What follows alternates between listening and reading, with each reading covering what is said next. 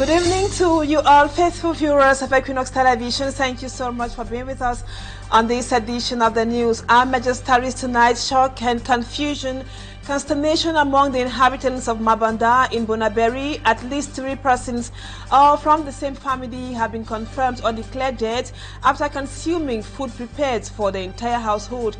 It is still unclear whether the food was deliberately poisoned or it was an instance of food intoxication. Our reporter Law Mayeru was in Mabanda. She will tell us what really happened in the course of this news edition. And it is December and the dry season is intensifying. Meteorologists have warned of imminent high temperatures of over 30 degrees. This, they say, will surely have disastrous or drastic consequences on health and environment as a whole. Experts say those living in hot areas like Douala must always be hydrated, especially children. Viewers, those are our lead stories. Details and more when we come back.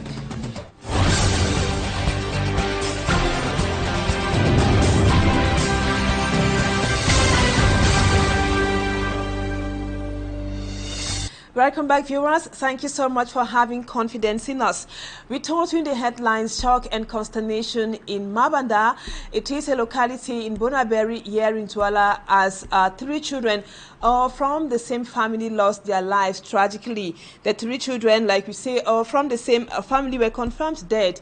In Mabanda, the locality in Bonaberi, the 3 kids from the same family, we are expecting to have those images if possible, as our reporter was in Mabanda today. The children from the same family ate rice and stew that was at about 8 p.m. when the youngest began complaining of stomach issues. Then the second and the third child, they were all rushed to the hospital for urgent medical attention. The 3 kids from the same mother died, were finally confirmed dead by medics, and the family since then has remained inconsolable. Investigations have been opened to determine if the food was deliberately poisoned or it was a case of food intoxication. The 3 bodies have been deposited in the mortuary, and we sure will be coming to the images and also details in the course of this edition of the news. A family in the non-glassy neighborhood here in Douala, precisely in the Douala 3 subdivision, has lost all their property or belongings in a fire incident which occurred there that was early today. The inferno, which started in one of the rooms of the house, extended to the entire building, and only the timely intervention of neighbors and firefighters stopped the flames from spreading. Mala Glory reports that the owner of the building is still devastated. The victim, believed to be in her early 40s, was out of home when the blaze reportedly started in the inner toilet of a 1-story building in a non-glassy neighborhood, Douala 3 subdivision. This is after residents experienced a 5 days continuous blackout in the neighborhood.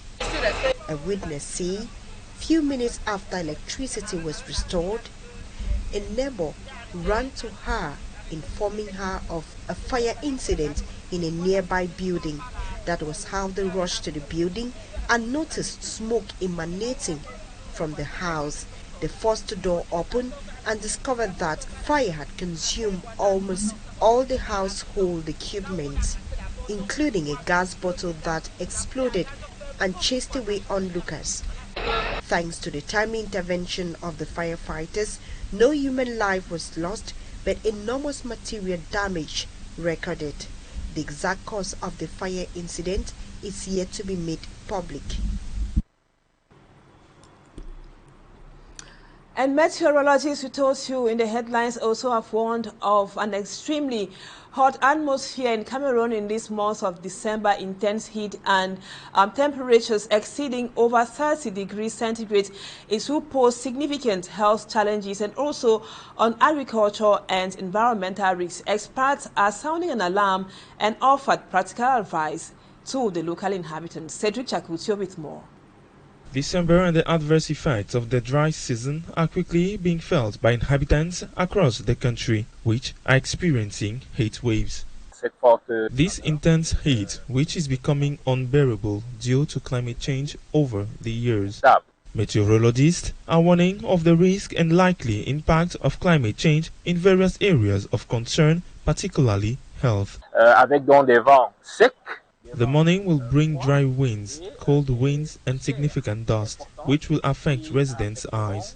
N'est-ce pas, les populations au niveau oculaire, il faudra redouter la conjonctivite. Respiratory illnesses are also on the horizon, with lung infections, the flu and many others that have already begun to circulate. Les infections pulmonaires, la grippe et bien d'autres qui ont déjà commencé d'ailleurs à sévir.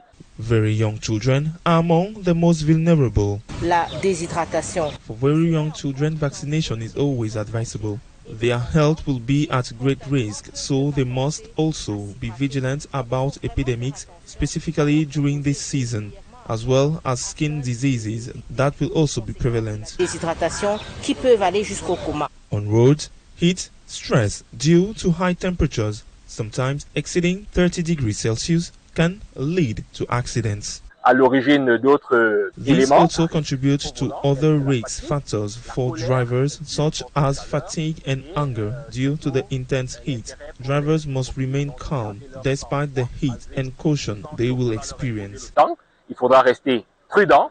The heat wave occurring in December, January and February creates favorable conditions for bushfires and attacks by insects. Et significativement également menacé. Agriculture is also threatened, creating a high risk of famine. Mine. This water deficit could have a direct impact on the energy sector. Staying hydrated is a primary recommendation for health. Other initiatives to support populations through this difficult time are also necessary.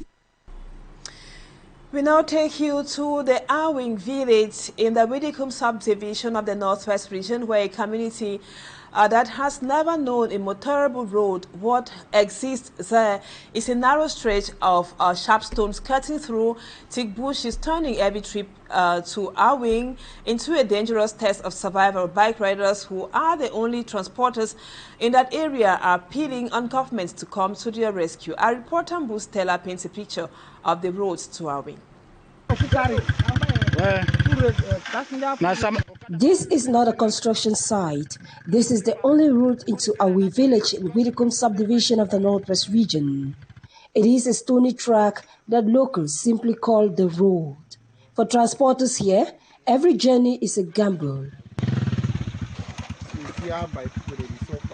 Motorbike riders, who form the backbone of local transport, battle rocks and exhaustion instead of progress.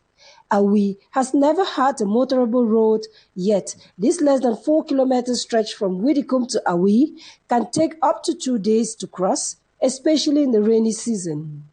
We, by all kind means, go there with the suffer since long time we come with the camp. So now we then ambele, open bele, tanker and egbechu, we lap we are we. So we beg government by all means, me say we road, me struggle by all kind means. Go for the road so all my run tire, even me I run for tire, my friend run tire. Transporters here say the road is destroying their bikes, their health and their livelihoods, but staying at home is not an option. Widikum subdivision is one of the areas that politicians have often celebrated good roads because the Trans-African Highway passes through the subdivision, but away from that, villages seem cut off due to lack of roads.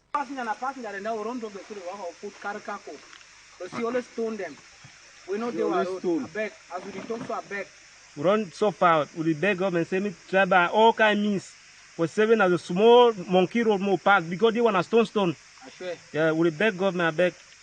This is a distress call from transporters in Widikum subdivision and a plea from a village that feels forgotten yet refuses to give up. All signs are stone. On this road of rocks, every meter is a victory, but the people of Awing are not asking for a miracle. They are asking for a road so movement does not remain a daily struggle for survival. From Bamenda, we come down to Buea. The current lack of basic social amenities, such as potable water, electricity, and good roads for the people of Buea has been blamed somehow on the inactiveness or indifference of the local council. This was during a meeting of the True Democratic Party of Cameroon, during which they also frowned seriously at the absence of true democracy in the country. Rex Afon reports from Buea. The conspicuous absence of the incumbent mayor of Buea, militants of the True Democratic Party of Cameroon say has plunged denizens of the town in deep misery as they are now unable to afford basic social amenities. The population of Buea, they are fed up with the current mayor. The mayor is a sleeping mayor. He is inactive. In fact, the current mayor is inexistent. Look at the state of affairs in Buea. Lack of electricity, lack of water, poor waste management systems. Look at where Isakam is dumping waste on the road to Boyoka. They are basically piling waste on the highway. They are also of the opinion that some Cameroonians have scales in their eyes, which has obstructed their vision to distinguish objectively the good from the bad choice politically. Truth is an apocalypse. An apocalypse means the removal of scale and the unveiling of vision. TDPC is a party with Mediterranean ideas, and we are here to suffocate Cameroonians so that the eyes of their understanding can be enlightened. Because until those eyes are enlightened, you realize that you are always basking in the euphoria of negativized negativism, making yourself an epitome of misplaced genital injunction. Meeting for the first time since its creation, militants of the party were enlightened on the vision and position of the political structure in Buea. When we look at our nation, Cameroon, we see that we lack effective democracy. We don't practice true democracy in Cameroon. So that is why we have named our party True Democratic Party of Cameroon. And all throughout the life of the party, we shall advocate, fight within legal bounds to ensure that there is true democracy in Cameroon. Though just at the beginning, the True Democratic Party of Cameroon aims to refine the political landscape in Cameroon with truth, justice, and equity. Now we continue with our series on Christmas. Most nursery and primary school pupils today went on Christmas holiday. In some schools, we made a stopover at today. The atmosphere was merry as the kids chanted Christmas carols and other sketches related to the birth of Christ. Our reporter Innocent Aze captured some of the exciting moments in some schools here in Douala and now gives us details.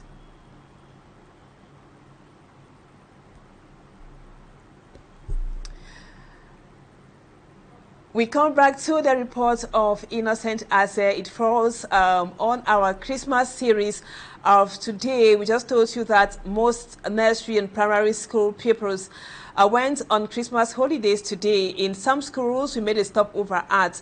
The atmosphere was merry as the kids chanted Christmas carols and other sketches related to the birth of Jesus Christ. Our reporter Innocent Aze captured some exciting moments in some schools we made a stopover at here in Douala, and he tells us more in the report. This comes up next. Garten, nursery and primary schools in Douala are going on Christmas break. They dive into preparations of the end of year festivities as they close the first term of the academic year in grand style. I feel happy. Je fête avec mes amis et mes parents. Et me garde les cadeaux, me garde bien. Au manège et à la piscine. In schools visited, they showcased their talents in different fields like journalism and entertainment. President Donald J. Trump has announced that his administration. In other schools, kids received presents from Father Christmas so they could celebrate Christmas happily. As they leave school for a 2-week break, they expect surprises from their parents as Christmas approaches. I want mommy to take me to the restaurant. And I said the cabbage, oh manage, à la piscine. As for parents, they have no choice but to sacrifice and put smile on the faces of their children. Recreational centers and trade fairs are some of the places they intend to take their kids to have fun. While at one of such places, the Bepanda Camtel Stadium, nothing is set. Just serious installations are ongoing. We are trying our best to set up everything, to put the site clean, to build up the stand for enterprises, to set up the games for the children, and to prepare the place, the gastronomy section, and even the central podium. Once done, It will be an avenue for the children going on Christmas break to derive fun. We have this our big toboggan of 560 meters square, and then we have other games this time around like the table tennis. We have the baby food. Being a canny year, we want them to experience it in another way. Then we have the normal chupi and many other games, you know, little cars, the merry-go-round cars, we have them, and we have new ones even. While some parents fear bringing their children to the amusement park, citing exorbitant cost, they are encouraged. If the prices are not down, they won't cope. Games that the prices have been stepped down. We have the gastronomy that we had a meeting together and said that they should do everything to make sure that everything is affordable for the families that are going to come in. Learning without playing, they say, makes Jack a dull boy. Thus, an opportunity to seize and put smile on the faces of the little angels before, during, and after Christmas. Now let's listen to some teachers and also school principals who say the first term was somehow tough with the kids. They hope the second term will be better after the children come back from the Christmas break. Let's now listen to them in this excerpt compiled by Innocent Aze. It's not been easy with the children, but God has brought us this far. Our difficulties that we face here, we are in the Francophone region, and the children here, they speak French, not English, so it's not actually easy. At times you have to translate English to French for a better understanding, but thank God we are here today, and everything has gone smoothly, and the feasts have been successful so far. I wish them a very Merry Christmas and a Happy New Year in advance. I expect that all of them, they should come back in good health, and we continue our program from where we ended. In Catenary and Primary School, we're having our end of year festivity, celebrating Xmas in a grand style, celebrating the parents, the pupils, the teachers. And so you have seen the children have performed different activities to entertain parents, and the parents are very happy. And we are also, with the teachers, we are also very happy because the children have performed extremely well in their exams. We have just few failures, so we consider it a success. The year is ending well. I wish them love, peace, everything that they wish themselves for this Christmas season. Merry Christmas to all the kids in advance. And in other news, Honorable Polycarp Banlock has been re-elected as president of the Littoral Regional Council for a second mandate of 5 years. Being the candidate presented by the CBDM party, he stood unopposed. He won with 82 votes out of the 87 votes cast by regional councillors and traditional rulers. The Littoral Regional Council election took place at the South Effect Dakwa. Our reporter Innocent Aze was there. Started on the first mandate will be achieved this time. Don't worry, that will happen as soon as possible. Well, that was the the elected president, Polycarp Banlock, speaking to our reporter Innocent Aze. Now, Innocent Aze was there at South Effect Dakwa where the events took place. He told us that Polycarp Banlock was re-elected for a second mandate of 5 years. Let's now have his report.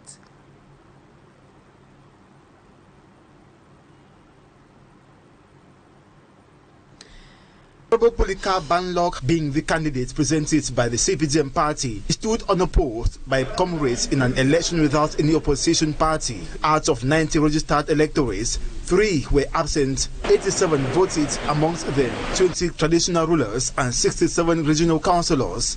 82 voted for Honorable Polycarp Banlock to maintain him as president. There were 5 null ballots. The president-elect pledged to ensure that projects that were not finished during his first mandate will be completed in the second, with new projects earmarked. All what we have started on the first mandate will be achieved this time. Don't worry, that will happen as soon as possible. Qualité de doyen, ça s'est très bien passé. S'il y a beaucoup à faire, ça veut dire que les 5 dernières années, c'était pour installer le conseil. Maintenant, il faut travailler. Among members of the Executive Bureau elected is Sono Epo Evelyn Epos Mpunzingole. She was re-elected first Vice President with 85 votes out of the 87 votes cast. The list presented by His Royal Majesty Mbodzi Epi Gaston was validated with him being the Vice President, Wanji Thomas, First Secretary, His Royal Majesty Eugene Jacques Raymond Matanda, Second Secretary, Ndedi Rebecca and Jean Samuel Ekoka are parts of the Executive Bureau. It all transpired in the presence of the CPDM delegate Laurent Serge Etundingoa, Minister of Basic Education. We follow all the regulations and we come out with elected councillors who represent the whole nation here. It's not a problem of CPDM party, it's a problem of all Cameroonians which accept the policies of decentralization through the regional councils, and we are very glad to witness it, and we are going back to the CPDM headquarters very, very glad to have accomplished the mission. Among members of the Executive Bureau elected is Sono Epo Evelyn Epos Mpunzingole. She was re-elected first Vice President with 85 votes out of the 87 votes cast. The list presented by His Royal Majesty Mbodzi Epi Gaston was validated with him being the Vice President, Wanji Thomas, First Secretary, His Royal Majesty Eugene Jacques Raymond Matanda, Second Secretary, Ndedi Rebecca and Jean Samuel Ekoka are parts of the Executive Bureau. The elections, supervised by the Governor Samuel Zudene Ivahadzibwa, was attended also by the Senior Divisional Officer for the Wori Division and other administrative and council authorities, as well as delegations from other divisions. Now in foreign news, kidnappings in churches continue in the northern parts of Nigeria. Over the weekend or recently in the Kogi state, at least 13 Christians were kidnapped from an evangelical church in Kogi. Details of that story and more in our foreign page roundup with Cedric Chakutu. About 30 people linked to the failed coup attempt in Benin were imprisoned on Tuesday. Among the 30 defendants who appeared before a special prosecutor at the court handling economic crimes and terrorism in Cotonou were a majority of military personnel. Charged with murder and undermining state security, they were placed in pre-trial detention following their hearing. On December 7th, soldiers appeared on state television to announce that President Patrice Talon had been deposed. Elsewhere, opposition parties in the Democratic Republic of Congo are raising the alarm after the arrest of former presidential candidate Emmanuel Ramazani in Kinshasa on Tuesday. Sharadi's People's Party for Reconstruction and Democracy said he was detained under conditions that raised serious concern. Shadari is the PPRD's number 2 and was the candidate of the CFC in 2018, finishing third behind the current president Felix Tshisekedi. And that was what we put together for you on this edition of the news this evening in the English language. Thank you so much, viewers, for always being with us. Our programs continue tonight. Equinoxe will be yours at 7 p.m. and the news in the French language comes up at 8 p.m. And our reporters in Morocco will be giving you updates of what they gathered today on the field. That would be at 8 p.m. with Irish Ngonomala. Stay with us on Equinoxe Television. Bye-bye for now and see you again tomorrow, same time, God willing.